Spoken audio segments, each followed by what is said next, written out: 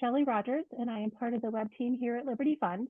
I wanted to thank you for joining us for the latest installment of From the Shelf with curator Arnold Kling. Before I turn it over to Arnold and our panelist, Brian Doherty, in roughly 30 minutes, we're going to open up the discussion for you to ask questions live. Please feel free to raise your hand or use the Q&A section, and we will get you in the queue for your question. Arnold? Okay, well, I'm pleased to have Brian Doherty here. Brian is the author of, among other things, this book, Radicals for Capitalism, which is a real long-term profile of the liberty movement. And I just realized it's probably the only book that was published in the 21st century that I've read more than once. It was entertaining enough and informative enough that I found it worthwhile. So congratulations to Brian on that. And today we're discussing a biography of just one of the people that Brian touched on in this book, Milton Friedman. And the biography is by Jennifer Burns. I think it's called The Last Conservative. Brian, we were just saying before this started that you were pleasantly surprised at the way this biography came out. You want to explain that? Yeah, it is common, in addition to having written a history of the American libertarian movement, and I thank you very, very kindly for the nice things you just said about it. I am also somewhat of a libertarian partisan, or partisan for libertarian ideas, not a partisan of the political party by that name per se. So I kind of approach the world of discourse about libertarianism when it comes from the outside, so to speak, with almost a little bit of a chip on my shoulder, right? Like I'm very quick to notice when a non-libertarian scholar or journalist is approaching libertarianism with a sort of insulting sense of contempt. And Jennifer Burns, though, I think it is praising her to say that in this deep and textured biography of Milton Friedman, and in her previous deep and textured biography of Ayn Rand, another one of the major figures in my book, Radicals for Capitalism, it's not really clear whether she believes any of this crazy libertarian stuff or not. But she's definitely not doing what most people do when they go at Rand especially, and also Friedman, which is obviously picking at them, hectoring them, approaching them with a great lack of charity and an obvious sense that she disapproves of them. And there's not a bit of that in this book. And it was especially impressed me, as a person who writes books, I pay attention to who publishes books. And her Friedman biography was published by a house called Farrar, Straus, Giroux, which is a very, very standard, staid, liberal, democratic, bordering on progressive type literary house. And I found it amazing that an author was able to publish a book about Milton Friedman that was this detailed, this smart, and this respectful with that house. It's not published by a think tank or a university or someplace with an ideological interest in Friedman.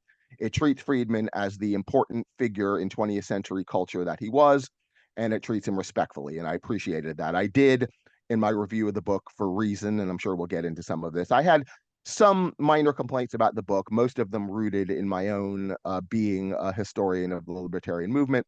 We'll get to all that, but I mostly want anyone hearing this to understand that if you're interested in Friedman and you were sort of doubting, how is this, professor going to treat a figure like Friedman, you should rest assured she treats him very fairly, very evenly, and very intelligently. And she also delves into really what makes Friedman, even if he had no public impact at all, or at least, was not a well-known public figure, makes him nonetheless important, which is a lot, his academic contributions. I had the fortune of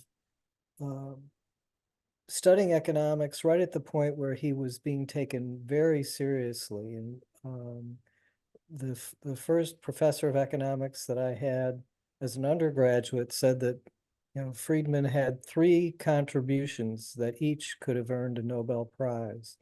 So there was that much respect for him, and that there were but you could easily find people who have nothing but contempt for him, both sort of intellectually, politically, whatever, and just have written a book that had that emphasis.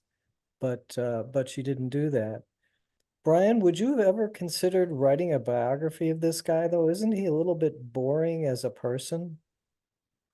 I suspect he's a little less, and I don't want to say that Burns went out of her way to make him seem boring, but I will say this book, despite its heft, is way more of an intellectual history than it is a personal history. I think if you did want to pick at flaws in this book, one of them might be, oh, for a book this long, it doesn't really make the man come to life quite as much as you want. One area where I think she does succeed in getting across something that you could almost call poignancy is sort of the shape and a de-evolution of his relationship with Arthur Burns, no relation as far as I know to Jennifer Burns, who wrote the book. As you know, as Arthur Burns, who was one of his early mentors in monetary economics and ended up running the Federal Reserve, and their views about how monetary policy should run sort of diverged. And I found that actually a little bit touching, but it's definitely more a book about the man of ideas than the man. And there's actually one area where and I'm going to be saying a lot of things that make it sound like I'm picking at the book because that's like more interesting, really, than just saying, oh, it was a great book. But I do want to reiterate it was a great book. But I really felt she missed an opportunity, and this is related to dealing with him as a person, in making some interesting hay about the evolution of political ideas in the Friedman family. As a lot of people hearing this might know, Milton's son David was himself a great scholar of law and economics and political philosophy, and was a more thoroughgoing anarchist, or what they call anarcho-capitalist, than his father was. And that's kind of discussed in like 4 sentences, but she doesn't really make anything very interesting about it. And who is not mentioned by name at all is another interesting figure, Milton's grandson, David's son, Patry Friedman, who has spent his career kind of trying to actuate anarcho-capitalist ideas through being an activist, financier, and entrepreneur in the field of creating new countries, essentially, that might follow more libertarian ideals. I think academically they like to call it competing governance. And I think if she had gotten more into his family, it would have both made the human being come alive more, and also would have sort of drawn out some interesting things about the implications of his politics. But to address your actual question you asked, did I ever think it might be worthwhile or fun to write a full biography of Milton? I have to say, as a market intellectual, so to speak, I'm a guy who works for a living in journalism, for Reason Magazine, and I have to write the books that I write. Kind of on my own time. How to put this?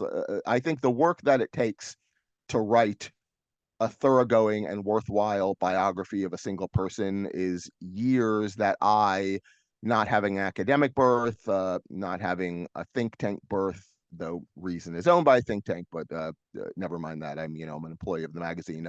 I never felt that I could take the time as someone who has to make my living, when I write books, selling books, to do a full biography. But I'm very glad there are people with the institutional births to do it. And it's interesting. I actually said this when I was talking to my editor at Reason about reviewing this book. I actually wrote, and I think it's true, that if I had had the 3 to 5 years to dig into nothing but Friedman, I don't think the book I wrote would have been that different from the book Burns wrote. It would have been different in one significant way, which we will get into in a bit. But I think her viewpoint on Friedman, the things she thought was interesting about Friedman, the level at which he dug into it, I was like, yeah, I felt, yeah, you did this right. If the way I would have done it is the right way to do it, and of course we all have to think that the way we would have done it is the right way. So I guess to sum up, my praise of this as someone who is both a libertarian and a historian of libertarianism, that this academic Jennifer Burns, who as far as I know is not a libertarian, uh, mostly did the job that a libertarian would have done. And I'll let you Okay. take it for a moment here. Well, I have to say that most of the characters in your book, Radicals for Capitalism, come across as sort of more, I don't know whether the term would be fun or just controversial, or in terms of you're interested in finding out more of them as people. I mean, Ayn Rand certainly lived a weird life. I guess weird might be the way of putting it. And so were some of the other main characters. Of all of them, I think Friedman's overall life, outside of his academic and political world, would be the least fun to delve into. I can ratify that now that I understand what you're getting at. Certainly, comparatively, if I did have, that 3 to 5 years of a sinecure that I was referring to earlier to write a full-on biography of any of the major characters in my book, I can agree with you that Milton is probably the least, weird was a good word, zany might be a good word, like the least unusual a character. He was probably the most standardly bourgeois and understandable in a 20th century middle class American intellectual context, more so than say your Rands or your Rothbards or your Mises or your Hayeks. I definitely agree with that, but I also can certainly understand why, if a house like Farrar Strathclyde was going to publish a book this lengthy about any of those figures, I can see why they would see Friedman as the most significant, the weightiest, the one who had the most observable and uncontroversial impact on American history. And I say uncontroversial in the sense that the impact can't really be argued with. The nature of the impact, of course, was super controversial, as we all know. The Yeah, I think my main takeaway from the book was just how combative Friedman was. That he seems like the kind of person where if you agreed with him 90% of the way, he would ream you out for the other 10%. And that gets back to your story of the dynamic with Arthur Burns. So Arthur Burns, I'll give a little obscure academic history. Arthur Burns was one of the leading figures at the National Bureau of Economic Research at a time when that was known as just a kind of a well, I shouldn't prejudice, as a data collection agency. So he collected data on production of various commodities over what was called the business cycle. And they developed these things called the leading indicators and coincident indicators and lagging indicators.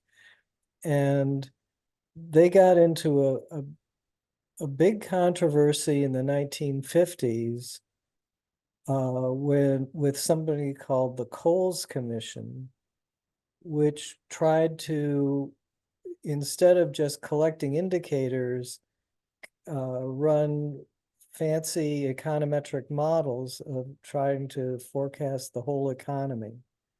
And a battle ensued. One of the Coles Commission economists wrote a scathing essay called Measurement Without Theory to describe the Arthur Burns National Bureau approach. And that overall in academia won out. But Friedman defended the Burns side, and this is the Arthur Burns side, and to the point where he actually made it impossible for the Coles Commission, which had been based at the University of Chicago, to stay there, and they ended up at Yale. And that it was just a pure kind of academic knife fight, and Friedman's knife was sharper. Again, I think academics as a whole tend to prefer the Coles Commission to Burns. Then you fast forward to Burns's tenure as chairman of the Fed in the early 1970s, which is a complete disaster. That's when inflation really breaks out, and people historically do blame the Fed for that. And Friedman turns on him. I mean, he just, not, first privately for a long time, but then publicly, just, uses his just uses his anger against Burns, where he was using it before, on his behalf during the Coles Commission controversy.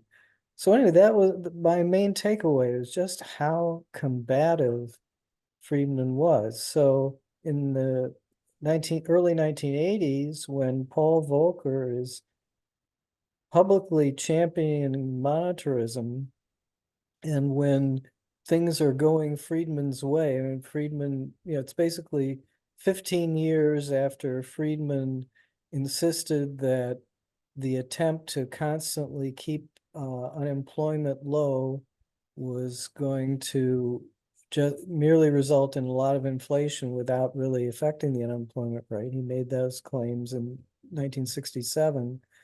So 15 years later, he seems vindicated, and you've got Paul Volcker working very hard as chairman of the Fed, to control the money supply and reduce inflation. And yet, in the book, he's not happy with Paul Volcker. And in a way, I think rightly so, in that part of Friedman's sort of motivation and goal in advocating, as he did, for sort of a monetary rule, was to reduce the level of technocratic discretion on the part of policymakers, and just say, look, just follow a monetary rule, just grow the money supply at a constant rate, don't try to intervene to raise or lower the level of unemployment. And Volcker never really let go of discretion. He never said we're going to follow a rule. He just said we're going to pay attention to the money supply. So the net effect of Friedman isn't, this is a case where he won part way, but he was not happy with just winning part way. He did get people to pay attention to the Fed, which before Friedman they did not. They laughed at monetarism. So he gets people to pay attention to the Fed, but he doesn't get them to reduce the discretion of the Fed and have the Fed tied to a simple rule of growing the money supply. But again, what struck me about that was just in all these instances, just how combative Friedman was.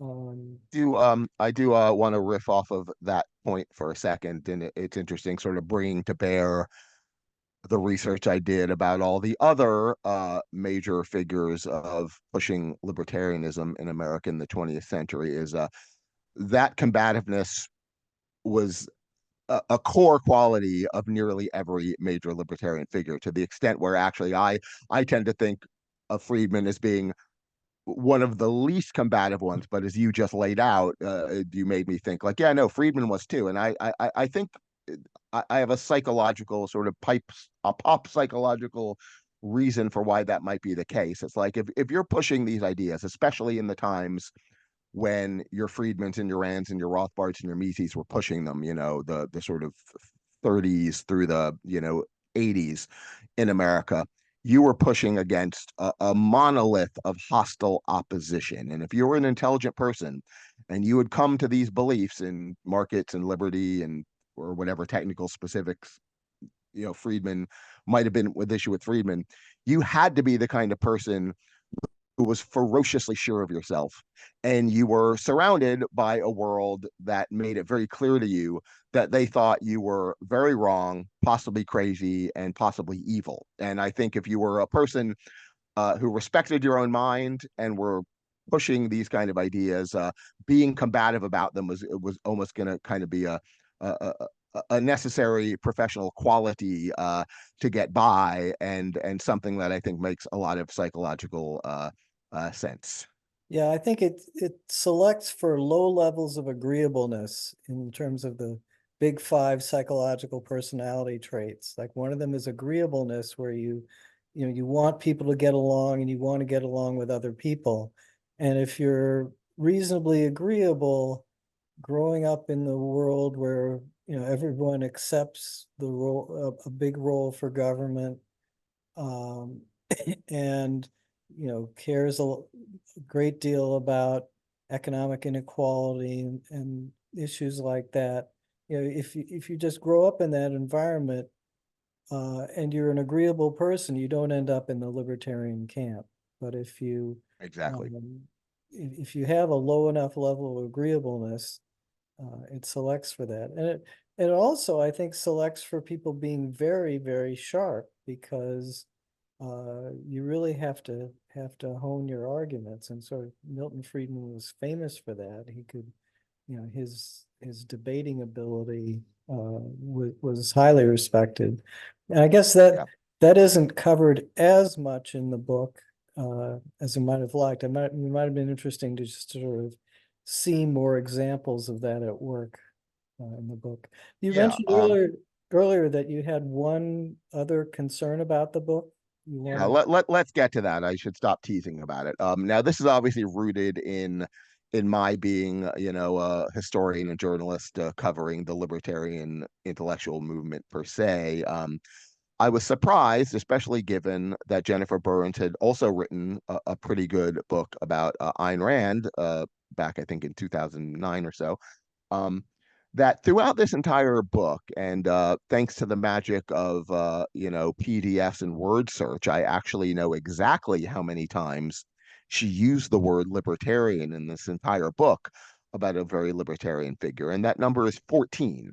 And that's not really a sufficient amount of times to call upon the concept of libertarianism if you're writing a book this long about Milton Friedman. Now, as you mentioned at the start, the book is called The Last Conservative, and Burns pretty much just sees Friedman through the lens of the conservative movement, the American post-war right, the Republican Party. Now, it's certainly not crazy to do this, because Milton Friedman, unique among major libertarian figures, managed to be a figure of respect and significance within the post-war American right wing, within the conservative movement, within the Republican Party.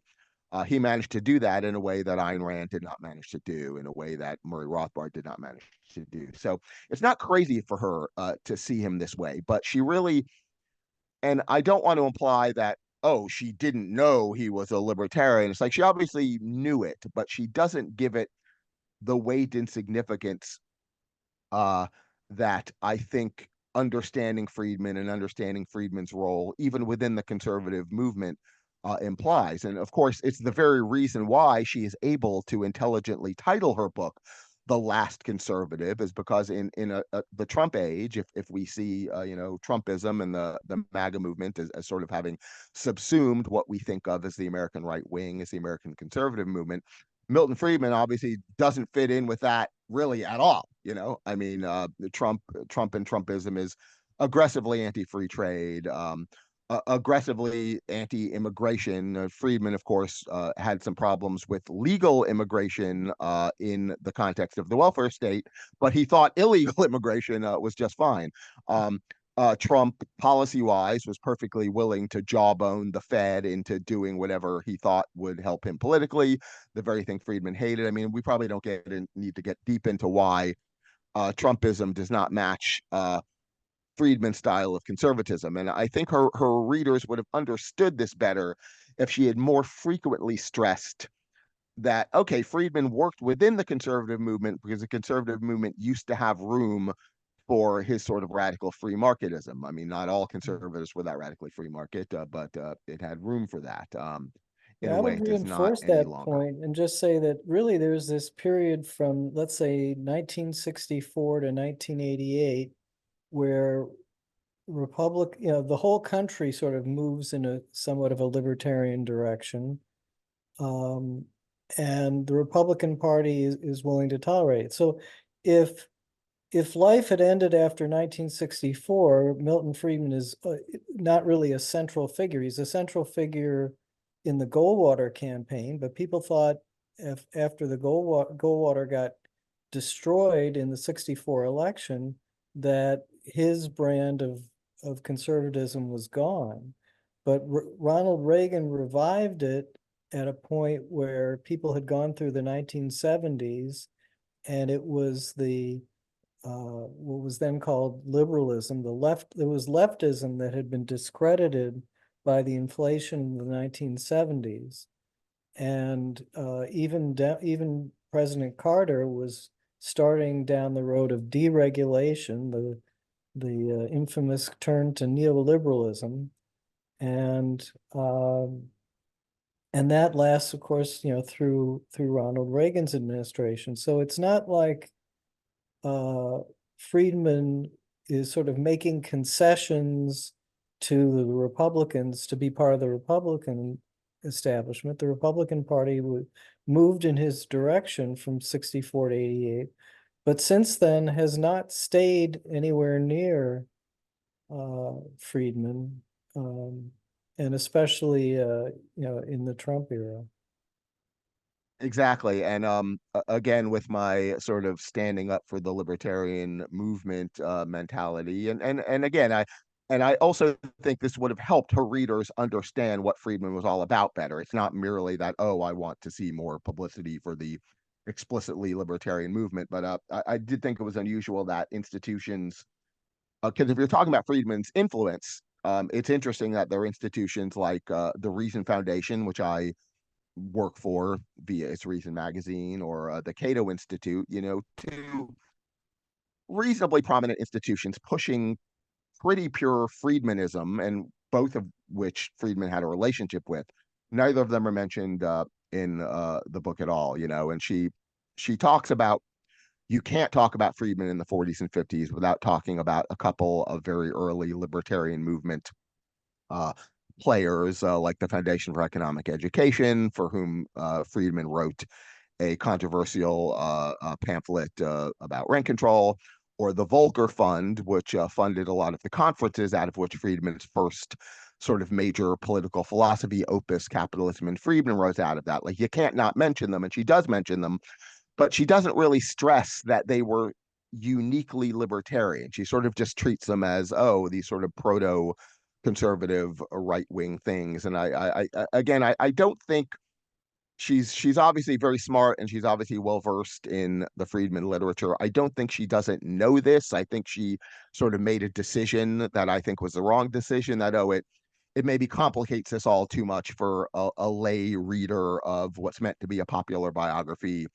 to get into these weeds. But I would maintain that these weeds are actually central to understanding who Friedman was and why Friedman believed what he believed. And as Lenny Ebenstein, who wrote a previous biography of Friedman, wrote a very good essay in 2014 in Economic Journal Watch, anyone can find it online, called The Increasingly Libertarian Milton Friedman.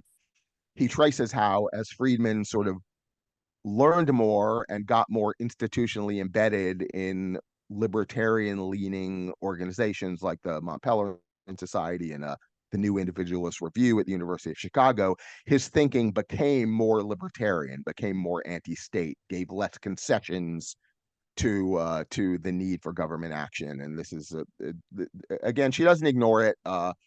Don't want to at all imply that she messed up anything majorly that makes this not a good book, but I think it would have been a better book if she had sort of teased out what it meant to be a libertarian within the Republican Party, within the conservative movement. Yeah. Well, and I think there's a tendency, like, if you're basically, to the left of center, the distinctions between different people who are opposed to leftism seem less important. So, you tend to lump together libertarians and conservatives, even though, libertarians especially, being the disagreeable types, would want to emphasize their differences with conservatives. So I think, for That's true. example, And I did wonder a little bit like, oh, am I just being, a disagreeable, uh, a disagreeable jerk in being obsessed with, oh, she didn't talk enough about the distinctions between libertarianism and conservatism. But I do believe they're important. And I do believe even someone who knows and cares nothing about libertarianism per se, if they're trying to understand Friedman, like it would help them to stress that stuff more than she did. yeah, no, we have a way of being very factionalized, just like the far left, it can be very factionalized, and you can see, there are distinctions between, Trotskyites and other types of communists, and that they would emphasize a lot, that from our vantage point, they look like they're, small distinctions. And then, Right. I actually think this is an example where her not doing this sort of robbed her readers of kind of a funny little story. I alluded to the pamphlet Friedman, in collaboration with George Stigler, wrote for the Foundation for Economic Education in the first couple of years of its existence about rent control. And there was a great controversy within the fee crowd, within the hyper libertarian crowd, who were very offended by this pamphlet, because although it was anti-rent control, it wasn't anti-rent control in this sort of deep philosophical emotional sense. It was very economistic in the way it analyzed what was wrong with rent control, and it didn't sort of come barreling in going, it's morally reprehensible to tell a property owner, what they can charge. Like, that wasn't the approach Friedman took.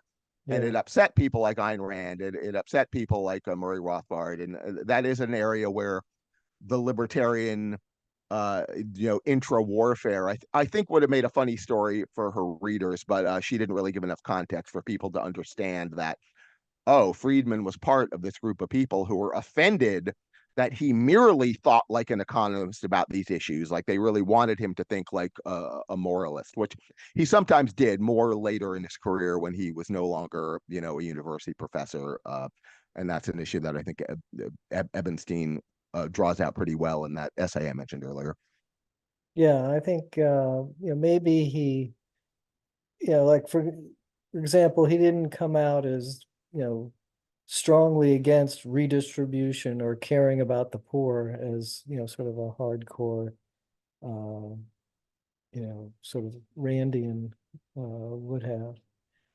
Yeah, Um, that was not his approach, and I think given his role in life, I think it was an intelligent choice on his part to just seem like, I'm an economist, a social philosopher. I value, human freedom to choose, and I can sort of think through for you why a world in which people are freer to choose is going to be a richer and better world. And that sort of argumentation doesn't require any kind of firm moral objection, to state force. And so Friedman, I think, with an intelligent economist's marshaling of the proper means to his ends, or the necessary means to his ends, sort of felt like, oh, he didn't have to do a lot of that angry moralizing. right. And he says, well, by the way, if you do like freedom, you'd better like markets, because, but he's got that line, but he isn't like, Yeah, that's you have important to too, value obviously. freedom above all else. He doesn't cram that down your throat. Exactly. And that was important, obviously, because like your sort of standard American modern liberal in the 60s, 70s, 80s sort of thought that they did like freedom. They were pushing for certain freedoms that they thought were important. And Friedman, was excellent at sort of saying, oh, freedom is this interwoven web, and these sort of social or personal choice freedoms that you guys think you're for. You can't ignore our freedoms within markets, our freedoms within business, our freedoms as workers, producers, Yeah. etc. And of And I think course, that was one of his glories. a lot of people's first acquaintance with Friedman was in his opposition to the draft, which, clearly separated him from uh, most conservatives at that point. So that probably opened people's eyes a little bit to the distinction between libertarianism and kind of the traditional conservatism. I think it's time to let some of our listeners jump in and ask some questions. So Amy, if you have some people. we have Tom Gray. If you would like to unmute yourself, please. Oh yeah, sure. Um, I actually was a libertarian in the 80s, listening to Milton Friedman at Stanford. This was after the Ed Clark for president campaign and the David Bergland campaign in 1980 and 1984. And he very frequently referred to himself as a small L libertarian, but a capital R Republican. And it was clear he wanted to support the libertarians because of the Overton window issue, where the radical libertarians can make the argument, which makes it more likely to be politically available. But my question was about the book and about Milton himself.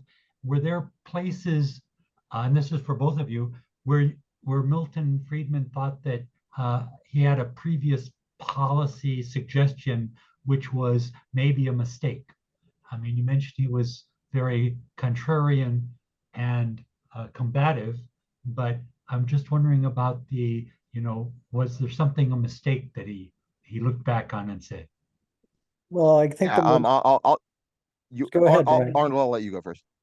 Well, the most well-known one was the income tax withholding, where during the Second World War, I think he was with the government, and he certainly championed and maybe even came up with the idea of withholding income tax rather than having it, all come due April 15th.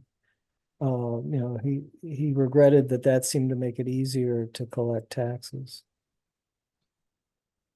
Brian?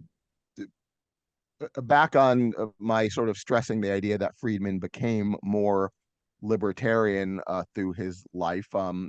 He did have a few changes. He didn't really like go, oh, I was completely wrong, but he used to see more role for government in things like education than he did later on in life. He used to sort of give more weight to the notion of, oh, there are market externalities for which government, probably should act, but it should use cost benefit analysis. He later came to understand that, that's a real slippery slope to a lot of government actions that he didn't like. He even became sort of more anti-Federal Reserve and a little more willing to say that it shouldn't exist at all, and that even measured, we usually sum up monetarism, and he believed there should be a certain set rate of growth in the money supply. And later on in life, on a couple of occasions, he questioned, whether even that was necessary, and he became a little softer on the gold standard. He acknowledged that, okay, yeah, there are costs to the gold standard, but he was no longer quite as certain that those costs overwhelmed the costs of fiat money. So there's a handful of examples where he looked back and said, oh, he didn't put it in these words, but I should have been more libertarian earlier than I was. Like, it was always in the direction of being more libertarian. Oh, sorry, was that also with respect to the Taylor rule on a monetarist functioning? I think the point if you'd asked him in 1965 about the gold standard, he would have said, oh, that really isn't so useful or workable. But later on, when he sees the Fed supposedly implementing monetarism, but still engaged in discretion and causing too many fluctuations and inflation, then he says, oh, maybe the gold standard would be not perfect, but better than what they're doing.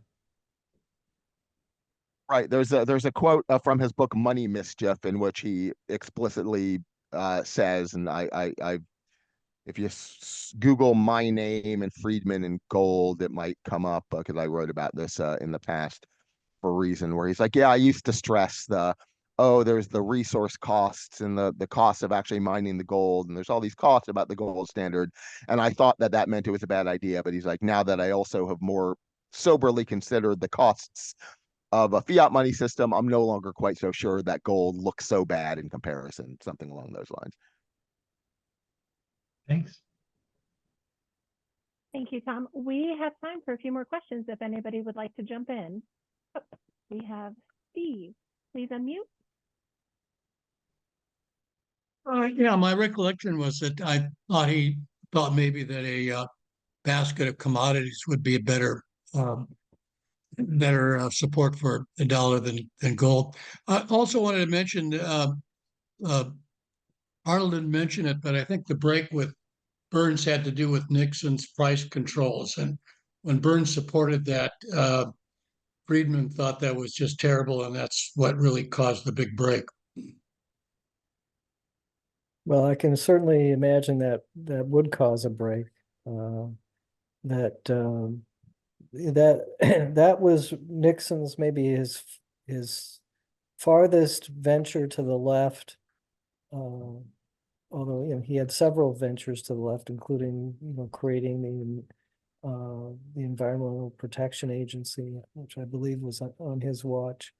And, a big boost to Social Security payments in 1972 to kind of help goose his election landslide. Yeah, I think Friedman must have been really upset with the Nixon administration over this new economic policy. For those of you who may be younger than I am, in 1971, President Nixon did what it amounted to a U-turn on policy, a turn away from conservative policy and toward liberal policy, or the policies of the left. The left's solution to inflation had nothing to do with monetary policy. It was claimed that inflation was a fight for income shares between workers and the firms they work for. And so the thing to do was to put a lid on wages and prices. And so in the fall of 1971, Nixon puts in a wage price freeze, which surprised everybody, and drove anyone with a sort of conservative or libertarian outlook on economic policy, drove them crazy, because here's the government interfering with every single price in the whole economy, putting this wage and price freeze on. Fortunately for us, over the following 3 or 4 years, the policy of trying to control inflation by controlling wages and prices became discredited. It was a complete failure. It helped induce a recession, but couldn't really keep the lid on prices. And so, no one has really taken that idea seriously since. I mean, occasionally on the far left, the Democratic Party, people propose widespread wage and price controls, but that's on the fringe. It was not at all on the fringe in the 1960s and 70s. It was really very much a mainstream policy. So yeah, and I guess Arthur Burns was probably chairman of the Council of Economic Advisors at the time, or maybe he was already at the Fed. But as a team player, Burns supports this, and maybe even believes in it. Maybe he doesn't think monetary policy will really work to control inflation. So Is the questioner still alive here? Yes, The gentleman who asked the question, are you still there? yes, he is. Yeah, because I'm not sure if you've read Jennifer Burns's book or not. If you have, I don't need to tell you this, but if you have not, go to page 324 of that book, and there's some great incendiary stuff directly related to this, to exactly how upset Friedman was with Arthur Burns then, and some of the rather stern things he wrote to him at the time. So, but perhaps you had already read it. But if you haven't, go to page 324 of Jennifer Burns's book. okay, we have anything else, Shelley? I do not have any more questions unless somebody would like to pop in. Okay. All right, well, I'd like to use a few minutes, we can end early, but I'd like to use a few minutes to just go back to the kind of the intellectual credibility that Milton Friedman had. Again, I had a professor who said that Milton Friedman and Paul Samuelson teach the same price theory, but Milton Friedman uses it for policy, which is a compliment, sort of making it sound like Samuelson would just betray his economics when he was advocating policy. But Friedman had, I think the three contributions that my professor referred to were Friedman and Savage and Leonard Savage had a solution to the conundrum of how could somebody buy insurance, which says, I'm afraid of what I lose, and buy a lottery ticket and say I'm anxious to win something. The insurance buyer is risk averse. The lottery ticket buyer seems to like risk, and so they came up with a theory of how people's happiness relates to income that would account for that. The other big thing was a second big thing was Friedman's permanent income hypothesis. So John Maynard Keynes famously had this idea of a consumption function that people pretty much would save a steady proportion of income. And if you trace through the implications of that, one of them is that when government increases spending, consumption goes way up and demand is going up, and so supposedly GDP is going up, unemployment's going down, great things are happening when the government spends money. And the permanent income hypothesis was that actually people didn't just naively say, oh, well, I got another $1,000 in the bank, I'm going to spend $800. It said that people would, if they just got a windfall of $1,000, they would spread that over time and not spend it all at once. And that, first of all, that seemed to be very much proven out in things like there was an attempt to stimulate the economy with a tax rebate, a one-time tax rebate in 1975, and that didn't stimulate as much as people would have thought, but its failure was consistent with Friedman's permanent income hypothesis. So that was a major contribution to economics that has not gone away. Every modern economist believes in something much closer to the permanent income hypothesis than in the naive Keynesian consumption function. And then there's this fantastic thing in 1967 where Friedman proposes what became to be called, I think he might have called it the natural rate hypothesis. Maybe other people called that, but he used that term to say that the economy will self-adjust in a recession or in excess inflation toward an unemployment rate that's kind of a natural rate. And that was a very novel idea when he proposed it in 1967. It implied that attempts to stimulate an economy in a recession would just end up producing inflation.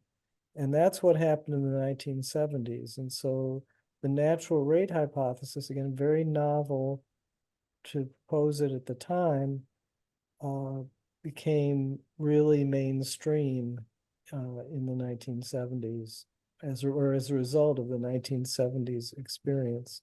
So, she covers this, she covers other academic controversies that were maybe less salient, less sort of Nobel Prize worthy.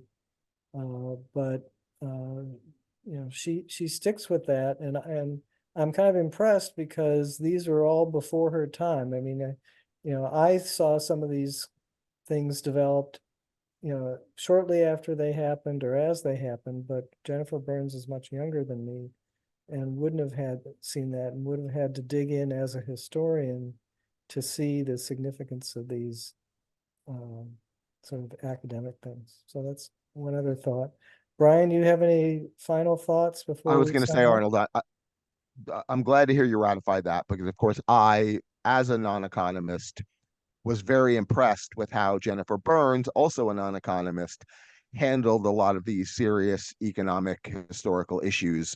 Then, of course, I wonder, like, oh, is she only fooling me because I'm also not an economist, and maybe I don't get it either? But I'm glad to hear that you're ratifying that as an economist that you think she did a creditable job with these controversies, and that's another good thing about the book. And I do want to stress, if you're listening to this and you care about Friedman, and unquestionably this book is worth your time. And I'm just going to also spell out, because I'm on my libertarian hobby horse, that it's interesting, both of these economic controversies you mentioned, the policy upshot of both of them, of course, is that government might think it can jigger this or jigger that and get the result it wants. But actually, if you approach this as an economist, you'll understand it's probably not going to succeed in accomplishing what it thinks it's going to accomplish. So he was very brilliant at taking, pure economic thinking, applying it in a policy way that sort of led to